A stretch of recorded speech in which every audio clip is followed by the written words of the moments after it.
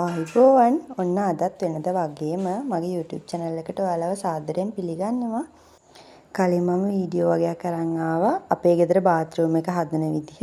ඉතින් ඒකට ගොඩාක් හොඳ ප්‍රතිචාර වගේක් ලැබුණා. ඉතින් අපි බාත්රූම් එක හදන්න බඩු ගන්න ගියපු වෙලේ අපේ කුස්සියේ පැන්ට්‍රියටයි ඒ වගේම කුස්සියේ බිමටයි අල්ලන්න ඕන කරන ටයිල් බඩු ටිකත් අරගෙන ආවා. ඉතින් මේ වීඩියෝ එක අන්තිම වෙනකන් මාත් එක්ක රැඳිලා හිටියොත් ඔයාලට බලා ගන්න පුළුවන් අපි අපේ ගෙදර කුස්සියේ පැන්ට්‍රියට අල්ලපු ටයිල් වර්ගේ, ඒ වගේම බිමට අල්ලපු ටයිල් වර්ගේ, ඒ වගේම ඒවට අපිට කොච්චර වියදමක් ගියාද කියලත් ඔයාලට බලා ගන්න පුළුවන්. ඉතින් මගේ වීඩියෝ එකත් එක්ක දිගටම රැඳිලා ඉන්න ආරාධනා කරන ගමන්ම මගේ channel එක subscribe කරලා වීඩියෝ එකටත් like කරන්න කියලා ආදරෙන් මතක් කරනවා. ටයිල් කරන්න කලින් මුලින්ම පැන්ට්‍රියයි කුස්සියේ පොළවයි මුලින්ම බදාම කපලා හදාගත්තා. කුස්සියේ බඩ ටික අයින් කරන්න කලින් මම උදේම නැගිටලා උයාගත්තා. මාළු මිරිසට හදලා පරිප්පු කිරට හදාගත්තා ඉක්මනට. ටයිල් අල්ලන්න කලින් ඉතින් මේ කුස්සියේ තමයි අපි උවේ කරේ. ඒ හින්දා තියෙන ඔක්කොම බඩ ටික අපිට එළියට අදින්න වුණා. වැඩ ටික කරගන්න ලේසි වෙන්න තමයි උදේම උයාගත්තේ මම. මේ විදියට එක දවසක අපි කුස්සියේ පැන්ට්‍රියේ ඒ වගේම කුස්සියේ පොළවේ බදාම ටික කපා ගත්තා. ඇත්තටම අපි මුලින්ම හිතුවේ බාත්රූම් එක විතරක් හදන්න. බාත්රූම් එක හදන්න ලක්ෂ 5ක් විතර වගේ මුදලක් යයි කියලා අපි හිතුවා. එහෙම හිතාගෙන තමයි අපි බඩු ගන්න ගියේ. හැබැයි ඒ වුණාට අපිට අතේ තියෙන ගානට බාත්රූම් එකට ඕන කරන ටයිල් බඩු ටිකත් අරගෙන කුස්සියට ඕන කරන ටයිල් ටිකත් ගන්න පුළුවන් වුණා. ඉතින් අපි ඒ නිසා කුස්සියට කාමරයට ඕන කරන ටයිල් ටිකත් ඒකම අරගෙන ආවා. කුස්සියට අපි හොඳයි කියලා හිතුවා කළු පාට ටයිල් එක අල්ලන්න. මොකද සුදු පාට වගේ ඇල්ලුවොත් කුණු පේනවා ගොඩක්. ඒ හින්දා පිරිසිදු කරන්න යනකොට ගොඩක් කරදරයි කහට පැල්ලම් වගේ දේවල් ගොඩක් රැඳෙන නිසා අපි තීරණය කරා කළු පාට ටයිල් එකක් හොඳයි කියලා. මේ කළු පාට ටයිල් එක තමයි අපි තෝරගත්තේ කුස්සියේ පැන්ට්‍රි එකට අඩි 2.2 ටයිල් එක. තැඹිලි පාට වගේ පොඩි ඩිසයින් එකක් ගිහින් තියෙනවා ඒ ටයිල් එකේ.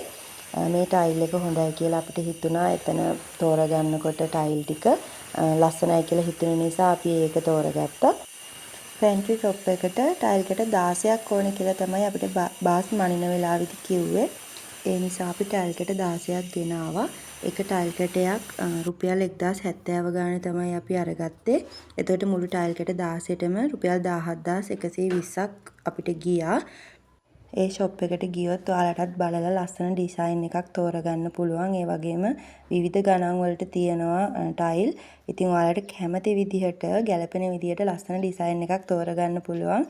ඒ වගේම අලුත් ඩිසයින් එනවා ඒ ෂොප් එකට නිතරම. ඒ නිසා අලුතින් එන ඩිසයින් එකක් වුණත් ඔයාලට තෝරලා කරලා ගන්න පුළුවන්. මම අපේ ගෙදර හදන්න අයිටම් ගත්තේ කොහෙන්ද කියලා මොකක්ද ඒ ෂොප් එක කියලා කලින් වීඩියෝ එකක් දාලා තියෙනවා. ඩිස්ක්‍රිප්ෂන් බොක්ස් එකේ මම ඒකේ ලින්ක් එකක් දාන්නම්. ඔයාලට පුළුවන් ඒ වීඩියෝ එක බලලා අදහසක් ගන්න. ඒ වීඩියෝ එක බලලා ඒකටත් ලයික් එකක් දාලා කමෙන්ට් එකක් දාන්න. ෂෙයා කරන්න වැදගත් නම් ඔයාලගේ අනිත් යාළුවන්ටත් බලන්න. මේ වීඩියෝ එක කරනකොට මගේ අතින් අඩුපාඩු වෙන්න ඇති.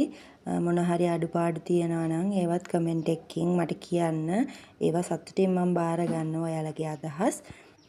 ওই විදිහට අපි අපේ ගෙදර කුස්සියේ පැන්ට්‍රි টොප් එකේ වැඩ ටික කරගෙන ගියා. වෙනදා වගේම හස්බන්ඩ් තමයි අත් උදව් දුන්නේ. පැන්ට්‍රි টොප් එකට ඕන කරන සින්ක් එක එහෙම ගෙනාවෙත් අපි මේ ෂොප් එකෙන්ම තමයි. මේ ඔයාලට මේ ෂොප් එකකින් මේ වගේ සින්ක් වර්ග විවිධ මිල ගණන් වලට තෝරගන්න පුළුවන්. අපි අපේ අතේ තිබ්බ මුදලට හරියන විදිහට තමයි සින්ක් එකක් තෝරගත්තේ. මේ සින්ක් එක මලකඩ කන්නේ නැහැ. ගොඩක් හොඳයි මේ සින්ක් එක. ඉතින් ඔයාලට තෝරලා කරලා ගන්න පුළුවන්. මේ සින්ක් එකේ විශේෂත්වය තමයි මෙන්න මේ වගේ පොඩි කූඩයක් වගේ එකක් තියෙනවා. අපේ ගෘහණියන් ගොඩාක් අයට තියෙන ප්‍රශ්නයක්නේ සින්ක් එකේ ඉඳුල් හිරවෙන එක. ඒකට ගොඩාක් ලොකු විසඳුමක් තමයි මේ සින්ක් එක. අපි තෝරලාම ගත්තේ මේ සින්ක් එක ඒකට විසඳුමක් විදිහට තමයි. ඔන්න ඔය තියෙන පොඩි කූඩය වගේ එක ගලවලා අයින් කරලා අපිට ඒකේ තියෙන ඉඳුල් ටික විසි කරන්න පුළුවන්. සින්ක් එකේ ඉඳුල් හිරවෙන ප්‍රශ්නෙට ලොකු විසඳුමක් තමයි මට නම් ලැබුණේ මේ සින්ක් එකෙන්. ඇත්තටම මට නම් ගොඩාක් ප්‍රයෝජනවත් මේ සිංක් එක. හරිම වටිනවා. ඔයාලටත් මේ ෂොප් එකට ගියොත් තෝරගන්න පුළුවන් මේ වගේ සිංක් අයිටම්. ඉතින් ඔන්න හස්බන්ඩ් ග්ලව්ඩ් ගානවා. එයා තමයි වගේ පොඩි වැඩ ටික කරන්නේ. අපි මේ සිංක් එක ගත්තේ රුපියල් 7250කට. ඉතින් මේ සිංක් එකටම හරියන්න කළු පාට ටැප් එකක් ගත්තා. ඒක 4250ක් වුණා. ටැප් එක නම් තිබ්බේ නෑ ඒ වෙලාවේ අපිට ගන්න. ඒ වුණාට අපිට කළු පාට එකම ඕන නිසා අපි පස්සේ ගිහිල්ලා අපහු අරගෙන ආවා කළු පාට ටැප් එක. පැන්ට්‍රි টොප් එකට ටයිල් කැට 16ක් ගෙනාවට අපිට මේ පැත්තට අල්ලන්න එක ටයිල් කැටයක් මදි වුණා. ඉතින් අපි මේ අම්බලන්ගොඩ ෂොප් ගොඩක බැලුවට අපේ ඩිසයින් එකට හරියන ටයිල් කැටයක් හොයාගන්න බැරි වුණා. ඒ නිසා අපි කළු පාට ටයිල් එකක් ගෙනාවා. අයිනට අල්ලපු නිසා ඒකේ එච්චරම ඩිසයින් එක නැහැ කියලා තේරුනේ නෑ. ඒ ටයිල් කැටේට විතරක් 1470ක් ගියා. ගොඩක් ලොකු වෙනසක්. ඉතින් අපි මේ මුළු ටයිල් කැට ටිකම ගන්න හිටියා නම් ලොකු වියදමක් යනවා. ඉතින් මේ විදිහට පැන්ට්‍රි টොප් එකේ ටයිල් ටික ඇල්ලුවාට පස්සේ අපි පොළොවට මේ විදිහට ටයිල් ටික අල්ලන්න පටන් ගත්තා. දැන් නම් ටයිල් ටික අල්ලලා ඔය අන්තිම ටික යන්නේ. මේ අපි අල්ලන්න හිතාගෙන හිටපු ටයිල් එක නෙමෙයි. අපි ගන්න හිතාගෙන හිටපු ටයිල් එකේ ස්ටොක් ඉවර වෙලා. ඉතින් අපිට හදිසි ඉක්මනට කරගන්නත් ඕන නිසා අපි මේ ටයිල් එක ගැලපෙන විදිහට ඒක අරගෙන ආවා. අලු පාට වගේ ටයිල් එකක්. ඉතින් ඒකත් හොඳයි අල්ලලා ඉවරනාට පස්සේ හොඳට තිබ්බා ඒ ටයිල් එකත්. ඉතින් මේ විදිහට පොඩි වැඩ ටික කරන ගමන් තමයි මේ වීඩියෝත් කරන්නේ. කුස්සියේ බිමට ටයිල් කැට 24ක් යනවා කියලා තමයි අපි ගණන් හැදුවේ. ඒ වුණාට අපිට එක ටයිල් කැටයක් ඉතුරු වුණා. එක ටයිල් කැටයක් 860 ගානේ තමයි අපි ගෙනාවේ. ඔක්කොම කුස්සියේ බිමට ටයිල් කැට ගිහින් තියෙනවා 23ක්. එතකොට මේ මුළු ටයිල් කැට ගානටම අපිට ගියේ රුපියල් 20640ක්. ටයිල් අල්ලලා වුණාට පස්සේ මේ විදිහට ස්කර්ටින් පටි ටික අල්ලගත්තා. පැන්ටි টොප් එක එහෙම තිබ්බ නිසා ගොඩාක් ස්කර්ටින් ගියේ නෑ. ස්කර්ටින් පටි 10ක් වගේ තමයි ගියේ කුස්සියට.